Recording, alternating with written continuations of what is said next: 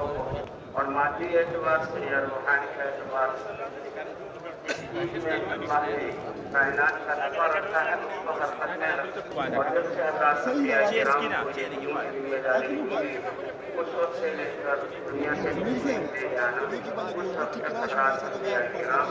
مسلسل نقل و حرکت میں رہے۔ حضرت شاذلی رحمۃ اللہ علیہ فرماتے ہیں دا زمون د پېښور حلقه ده 2022 اجتماع تبلیغ اجتماع اور حرکت کرتے رہو، یہاں سے پانی چڑھ جائے، اس کے اوصاف بدل جائے، پھر اس میں وہ صفت اور نفع حاصل ہونے لگے۔ یہ روزہ تک ہوا ہے سورج کی حرکت میں کائنات کی بنا حضرت محمد صلی اللہ علیہ وسلم اس دین کی امانت کو لے کر تشریف لائے،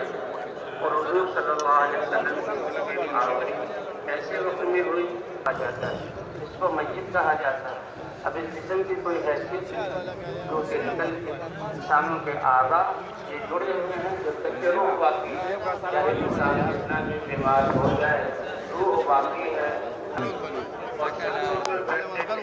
اس طرح ہمیں اتفاق ہو جائے کہ دین کا راستہ ہم کے پاس تھا ہی نہیں، فیصلہ نہیں ہو سکتا تھا۔